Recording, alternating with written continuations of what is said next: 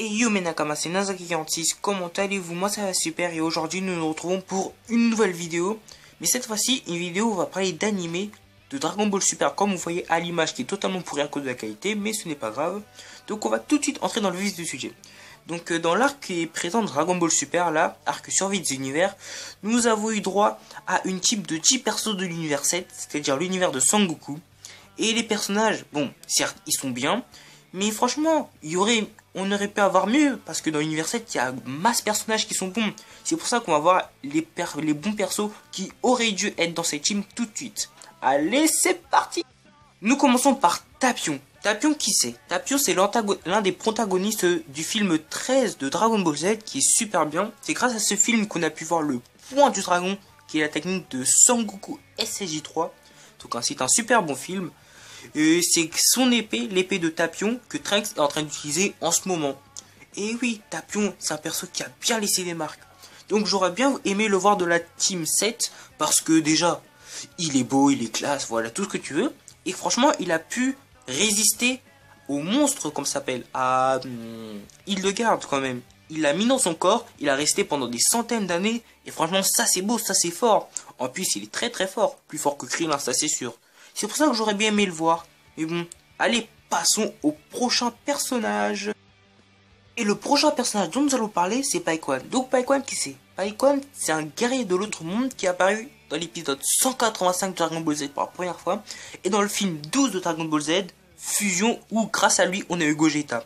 Il est parti de battre Jainba, et Sangoku et Vegeta, on en profitait pour faire la fusion. Même s'il s'est fait battre, c'était extrêmement courageux de sa part. Donc il s'est déjà aussi battu contre Goku dans le tournoi de l'autre monde et il était bien plus fort que Goku. Si Goku n'avait pas utilisé de tactique, il aurait battu Goku. Vous pouvez revoir l'épisode si vous voulez. Hein. Il aurait pu battre Goku, mais c'est parce que Goku a utilisé sa tête. Même si on est parti sur une disqualification, Paikwan est très fort. En plus il a fait un gros retour en force dans Dragon Ball Hero en mettant une grosse patate dans le bras de Broly SSJ4. Donc faut le respecter Paikwan. Et c'est vraiment pour ça que j'aurais bien voulu le voir de la Team 7. Mais bon, voilà quoi. Il sera pas là. Bon, allez, nous allons passer au prochain personnage. Le prochain personnage que je vais vous présenter est Trunks. Mirai Trunks. Donc, Trunks du futur en français. Donc, Trunks, on ne le présente plus. Fils de Bulma et de Vegeta, venu du futur pour nous avertir que ça va être le gros caca dans quelques instants avec les cyborgs et tout. Dans l'arc Cell, dans l'arc C17, C18. Parce qu'il a sauvé Goku, et dans l'arc Black Goku, où il avait une coupe totalement naze. Mais ce n'est pas grave, on sait que quand il est vénère, il rigole pas, il peut te mettre des talcs comme ça, de l'univers 7. Pourquoi il est pas dans la team, je sais pas. Mais bon, pourquoi pas. Allez, perso suivant. Le prochain personnage que je vais vous montrer est Kid Buu. Donc, qui c'est Kid Buu? Kid Buu est un grand méchant de l'arc Buu. Donc l'arc porte son nom. Ça a été vraiment un gros adversaire pour Sangoku et ses amis. Donc même Gotenks, la fusion entre Trunks et Sangoten, n'a pas pu avoir raison de lui. Il n'y a qu'un Genki-Dama qui a pu avoir raison de lui. En plus un Genki-Dama en mode Super Saiyan. Donc tu vois que le mec il rigole pas. Donc là on part sur le côté un peu théorique de la vidéo. Pourquoi je pense à Kid Buu alors que dans l'univers 7 on a Majin Buu? Je pense que dans le combat qui aura lieu dans le tournoi du pouvoir, et il y a quelqu'un, genre un gros idiot, qui va blesser Satan. Et là, Majin Buu, il sera tellement en colère que là, il va même pas passer par Super Buu. Il va clairement passer par le Kid Buu en mode pour le temps de niaiser. Et franchement, là, c'est vrai que c'est le côté théorique, mais j'aimerais trop que ça se passe comme ça. Ce serait tellement badass. Mais bon, faut pas rêver, hein. Bon, allez, personnage suivant. Le prochain personnage que je vais vous montrer, c'est Sangwan. Et pas n'importe quel Sangwan, Mystic Sangwan. Ultimate Sangwan, Gohan Ultime en français. Pourquoi ce personnage? Déjà, on sait qu'il va revenir. Sangwan est dans la team de l'univers 7, mais on sait qu'il va revenir, on le sait. Donc là, il n'y a pas besoin de théoriser dessus, pas besoin de faire des blablabli, blablabla. Il y a Sangwan Ultime. On s'en fiche sur Sangwan Ultime. Sangwan Ultime, ce qu'on sait, il est plus fort qu'un SSJ3, il est plus fort que Super Buu. Donc par contre, il s'est fait battre par... Boutenks, voilà, Boutenks, je cherchais le nom. Mais c'est dommage, mais en tout cas, on peut pas négliger sa force. Déjà qu'il est intelligent, rapide, son potentiel, pouf, au max. Encore, on l'a même pas vu se transformer en Super Saiyan. Donc pour vous dire, mais on sait que lui c'est un monstre de puissance, c'est un monstre de puissance. Donc on sait qu'on va le revoir, on sait pas quand, mais dans le temps de pouvoir, Sangohan Ultime, Missing One, Ultimate One sera là. C'est tout. Allez, personnage suivant. Prochain personnage que je vais vous présenter est Piccolo, le Namek à la peau verte. On le connaît depuis Dragon Ball, donc ça ne sert plus à rien de le présenter. Si vous ne connaissez pas Piccolo, bah allez regarder ça. Alors, mais ne comptez pas sur moi pour vous présenter ce personnage qui est tout simplement magnifique et intelligent. Oui, quand même, il est sacrément beau quand même. Pourquoi Piccolo? Déjà parce que Piccolo est super intelligent. C'est l'un des persos de l'univers 7 les plus intelligents quand même. Faut pas le négliger. Surtout qu'il est la puissance du tout puissant. Et de Nail, alias Lucas TV. Ah bah oui. Donc Piccolo, avec son sens de la stratégie, et Sangohan aussi, surtout Krillin. Et bah voilà quoi. On pourrait avoir du lourd. On pourrait se faire des stratégies à la Minecraft. Genre on te prend 2-2 tel un sandwich. Bon bah voilà. Bon, c'est pour vous dire que sur la puissance, ce ne sera pas qu'un tour de puissance. Il y aura aussi de la stratégie qui comptera. On sera en Battle Royale. Donc voilà, Piccolo et c'est tout. Prochain personnage. Le prochain personnage dont je vais vous parler est bien sûr le pilier de la Team 7. Même Akira Toriyama sait que lui tu dois pas l'oublier. Genre lui tu l'oublies, c'est la mort. Il y aura polémique, il y aura manifestation. Ce sera un crime.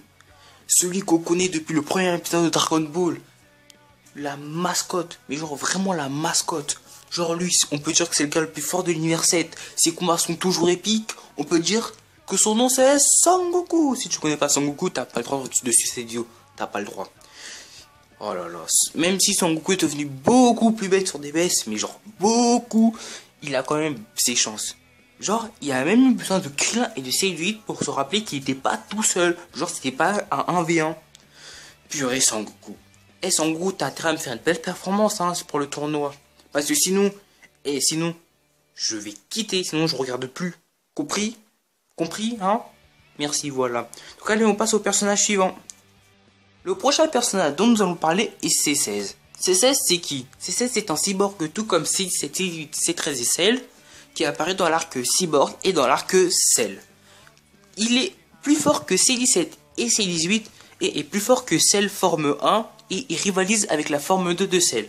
Malheureusement il a été tué par la forme finale de Cell. Bah dommage parce que c'est grâce à lui qu'on a eu Sangohan SSJ2. C'est dommage que tu sois mort. Mais bon bah rip quoi, reste in peace quoi, mon frère.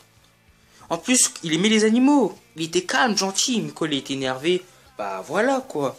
Surtout que C17 et C18 étaient aussi forts étaient plus forts qu'un SSJ1. Donc, suivant la logique, lui, il est aussi fort qu'un SSJ2. Et ouais, c'est pas négligeable. Et donc, il était plus fort que Super Piccolo. Et oui, c'est dommage qu'il soit pas dans la team, mais bon. Après, c'est un beau personnage à faire revenir. Hein. Moi, les personnages suivants. Le prochain perso dont je vais vous parler, c'est Gotenks. Gotenks, c'est la fusion entre Trunks et Sangoten. Mais je le mets en mention honorable parce que Sangoku a dit dans l'anime que Sangoten et Trunks étaient trop honnêtes. Et oui, c'est vrai, alors, on est dans un trône de puissance où il faut de la stratégie et de la puissance. Et Gotenks, la stratégie, il se la met là, vous pensez? Et bah oui, et c'est vraiment dommage parce qu'il est très puissant.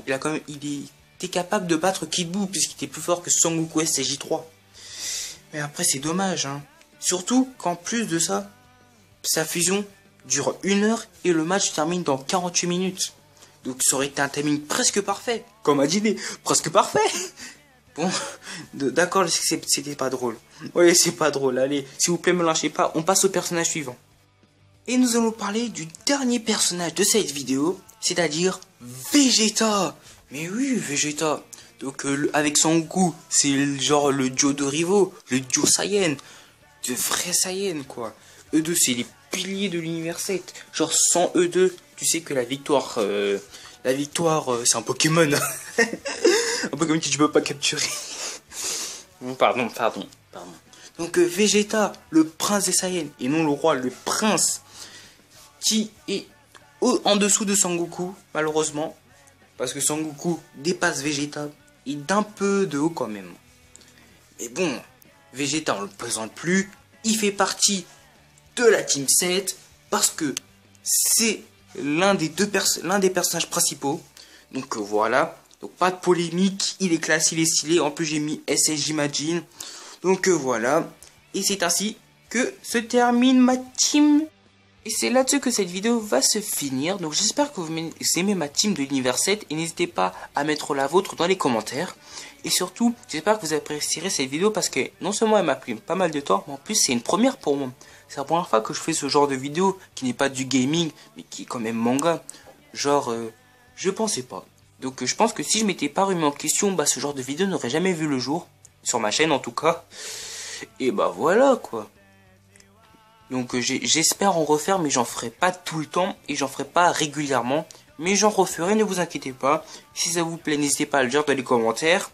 Et voilà, si vous avez aimé, n'hésitez pas à voir mes anciennes vidéos. Ça, je ne vous le dis plus. Et maintenant, je vous dis à la prochaine pour une nouvelle vidéo. C'était Nazaki46 à l'appareil.